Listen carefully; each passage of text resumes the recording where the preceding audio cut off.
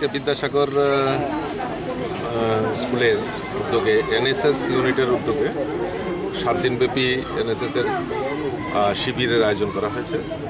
তার উদ্দেশ্য হলো তাদেরকে পুঁথিগত শিক্ষার পাশাপাশি তাদেরকে সামাজিকভাবে সামাজিক শিক্ষার যে একটা অঙ্গ, এই এনএসএস প্রতি বছর এটা করে থাকেন, বিভিন্ন বিদ্যালয়ে বিভিন্ন সময়ে ওনারা করে থাকেন। তাতে চারিত্রিক গঠন থেকে শুরু করে সামাজিক মূল্যবোধ জাগ্রত করার জন্য এরকম শিবিরের আয়োজন করা হয়।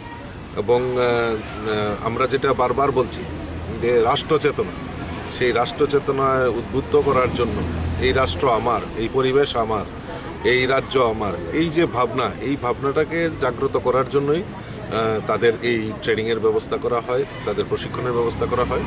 আমি ধন্যবাদ জানাই আমাদের এই এনএসএস ইউনিটের যারা কর্মকর্তা এবং এই বিদ্যালয়ের যারা শিক্ষক শিক্ষিকা থেকে শুরু করে যারা এই 7 দিনব্যাপী এই এনএসএস ইউনিটের ছাত্রীদেরকে প্রশিক্ষিত করবেন।